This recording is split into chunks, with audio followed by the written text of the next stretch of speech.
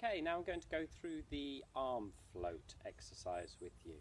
So, if you take your right hand and put it onto your left shoulder, good, this is just for stability. So keep yourself upright, keep the spine lengthened in a gentle S shape, keep pulling up from the waist. And the importance with this is not to lean, it's to stay upright through the whole exercise. So work within your own means, okay? So work to your own capabilities with this exercise. This is the arm float.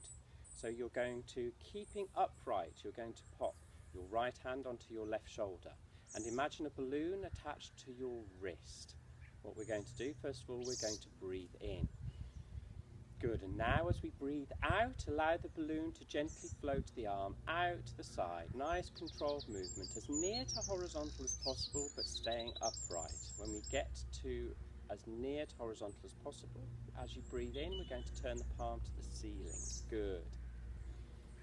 And as you breathe out, turn the palm to the floor, and focusing on the balloon on your wrist, allow the arm to float down to your side. Good. And again, breathe in, keeping your arm where it is. And as you breathe out, focusing on the balloon as it gently lifts the arm out to the side, as near to horizontal as possible. Good, and as you breathe in, turn the palm to the ceiling. You may experience some crunching in your shoulders, that's fine. Good, and as you breathe out, turn the palm to the floor and gently float the arm down to your side. Excellent. And now, get rid of the imaginary balloon and now imagine that you're about to spread a wing as you breathe in. Good, and as you breathe out now, spread that wing out to the side as if you're about to take flight and soar through the air. And as you breathe in, turn the palm to the ceiling. Good. And as you breathe out, turn the palm to the floor and gently fold that wing into your side. Good. And release your right hand. Good. Give your shoulders a bit of a shake. You may well feel now that your left shoulder is lower than your right shoulder. That's good. Okay, and this time we're going to take the left hand and put it on the right shoulder to even up the sides. Imagine the balloon attached to your wrist. Good, and first of all we'll breathe in. And as you breathe out, focusing on the balloon, allow it to take the arm out to the side as near to horizontal as possible, staying upright. Good. When you get there, as you breathe in, turn the palm to the ceiling.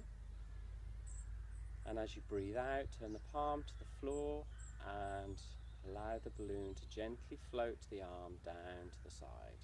Good. Breathe in. And focusing on the balloon, we're going to let it float the arm out to the side as near to horizontal as possible. Good. And as you breathe in, turn the palm to the ceiling. And as you breathe out, turn the palm to the floor. And let the arm float down to the side. Good. As you breathe in, get rid of the imaginary balloon and replace it with a wing. Imagine you're about to spread a wing. Good. And as you breathe out, spread that wing out to the side. Good. As if you're about to take flight and soar through the air. And as you breathe in, turn the palm to the ceiling. And as you breathe out, turn the palm to the floor and gently fold that wing into your side. Good. And check your levels of tension now by looking over your right shoulder first. Make a note of the furthest point you can see in your peripheral vision. Come back to centre, keeping the body facing forward. Look over your left shoulder. Make a note of the furthest thing you can see. Good. And come back to centre. Excellent. First of all, we're going to do the arm float and we need to gauge our levels of tension. So first we're going to gauge our levels of tension in our shoulders. We'll do this by stay facing forward with your entire body. We're just going to move the neck and the head. So, looking over your right shoulder, we're going to make a note of the furthest thing that we can see in our peripheral vision. And when we've got that, remember that, and we'll come back to centre and look over the left shoulder. Make a note of the furthest thing you can see in your peripheral vision and come back to centre.